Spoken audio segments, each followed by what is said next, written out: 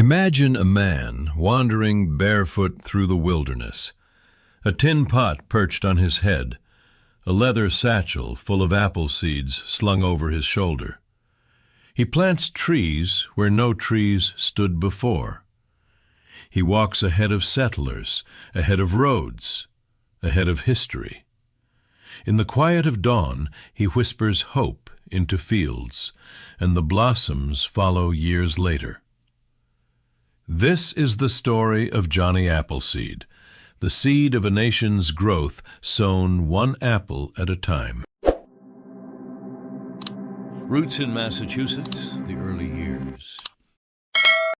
John Chapman was born on September 26, 1774, in Leominster, Massachusetts. He grew up on a modest farm, the son of Nathaniel and Elizabeth Chapman, in a land still marked by colonial struggle and frontier promise. From his earliest days, he lived close to the earth, planting, harvesting, witnessing seasons turn. When his mother died and change came, young John watched the world shift around him, and he felt the pull of something different. As a teenager, he saw settlers pushing west. He saw orchards and cider presses and the promise of apple trees in new soil. But he also saw that orchards cost money and seeds cost effort. He carried in his mind not just the image of trees, but the idea of access, that apples, this symbol of nourishment and settlement, might be planted ahead of the frontier. He carried seeds and hope. In his early 20s, Chapman left Massachusetts and moved to Pennsylvania. There he gathered seeds from cider press remnants, picked them out of pomace and pulp, and began thinking of orchards along the Allegheny and beyond. This wasn't idle wandering. It was vision. It was business. It was mission. He wore simple clothes, coffee sack over his shoulder, tin pot for a hat, sometimes barefoot in snow, but his journey was deliberate. In the forest glades and along creek banks he planted seedlings. He trusted the soil and the wild. He trusted the settlers that would follow.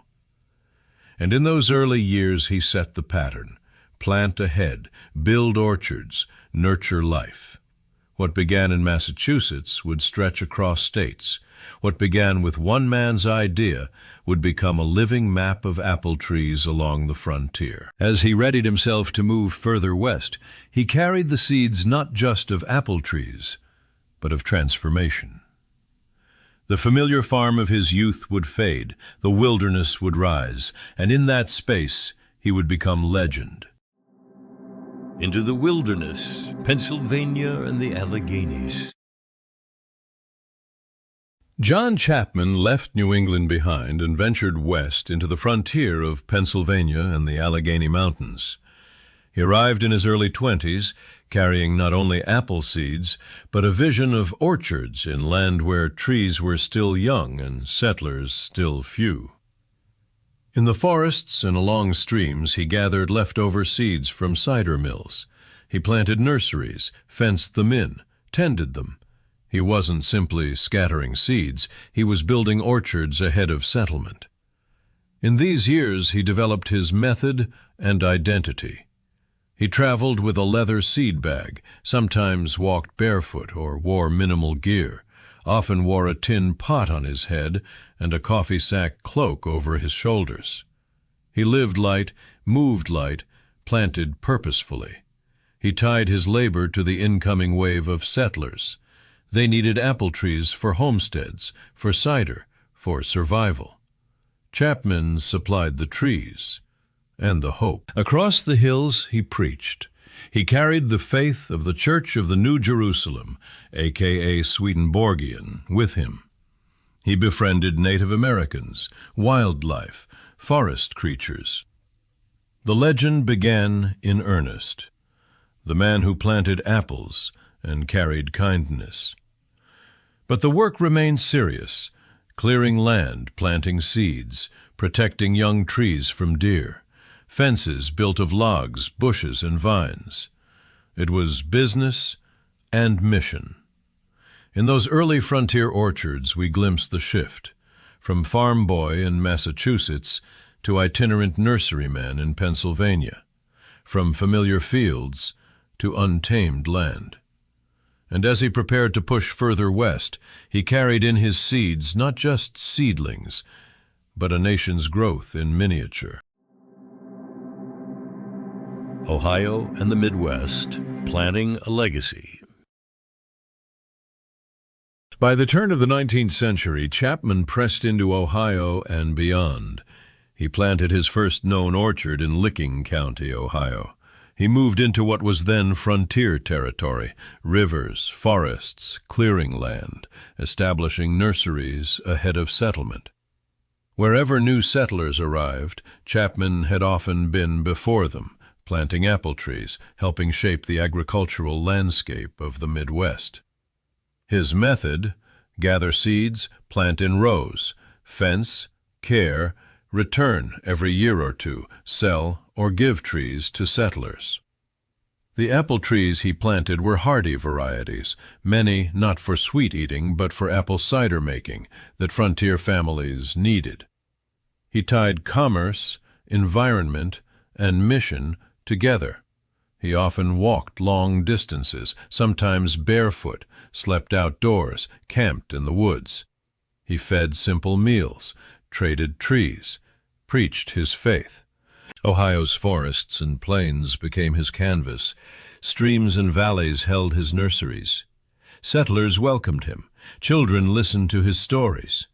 He taught orchard care, planted the trees, moved on. The landscape changed because of him. Apple blossoms, young orchards, settlers with trees ready. And behind the myth lay calculation. Chapman understood the frontier system of land and trees, of homesteads and orchards. He played both idea man and planter. As he journeyed further into Indiana and Illinois, the map of his work extended westward. The early orchards in Ohio still bear his name, markers of a man who planted not simply for today, but for settlement, for change, for future. A myth and man, the legend grows. Over time, John Chapman's identity merged with legend and folklore. The tin pot for a hat, the barefoot wanderer, the friend to animals, these images were built on real glimpses of his life. He traveled widely, preached, planted apples, lived simply. He owned over 1,200 acres of planted land by his death, but this serious business side sat alongside stories of him sleeping outdoors rather than disturb a bear with cubs, or wearing ragged clothing given in exchange for apple trees. As articles, poems, and recollections circulated, the man became myth. Writers decades after his death emphasized his humbleness, his harmony with nature, his generosity. He became a symbol, pioneer, conservationist, missionary, eccentric. Schools, parks, festivals honored Johnny Appleseed. The facts and the fairy tale blur, but what remains is the enduring power of his image to reflect American frontier values: planting, growth, self-reliance, simplicity. Behind the legend, however, is complexity. He planted not simply for altruism, but for business. The frontier required trees for homesteads and orchards, and Chapman supplied them. The apples he planted were often for cider, a key frontier commodity. The legend omits that, to keep a novelty alive. But the story resonates because it captures something deeper, a man ahead of his time, planting not only seeds, but ideas of stewardship. In this scene we explore both the man and the myth, the apples and the dreams, the record and the stories.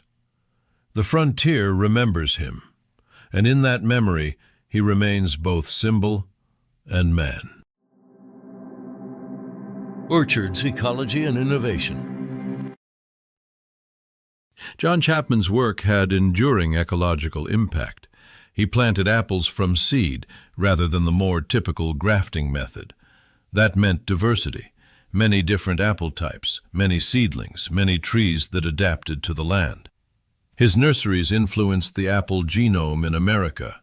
The apples were hardy, often tart, ideal for cider and frontier life. His business model also capitalized on settlement laws. New homesteads often required the planting of fruit trees. Chapman met that need.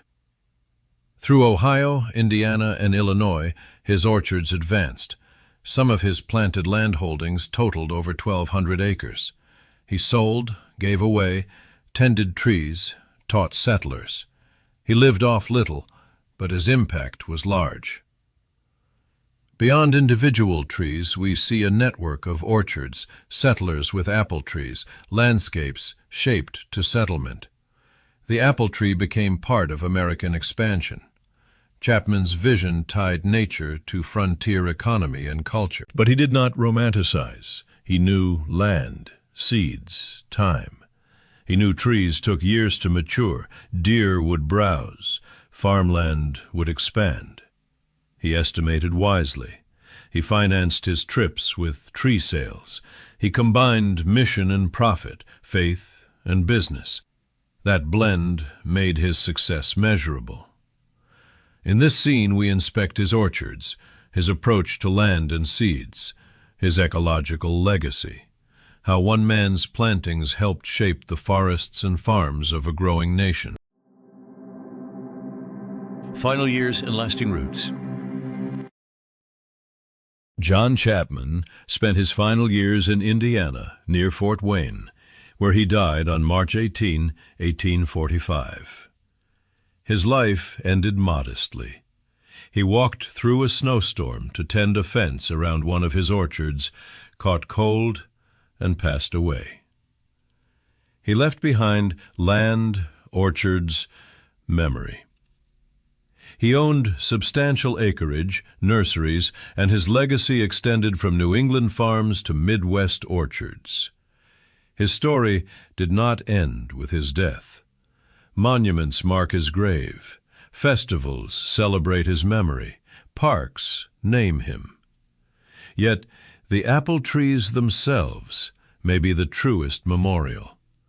Descendants of his nurseries still live. The legend of Johnny Appleseed persists because his work continues to bear fruit. His vision of planting ahead, of trees, hope, settlement, remains visible in apple orchards and the culture of planting. In our own age, his story invites reflection, the interplay of nature and settlement, of mission and economy, of frontier and ecology. He reminds us that one person can plant seeds, literal and metaphorical, that grow generations. He reminds us that roots run deeper than we expect. And so as we walk among apple blossoms, or hear about the tin pot hat, the barefoot wanderer, we are invited to look beyond myth, to the man, and to the land he changed. The apples he planted still whisper his name.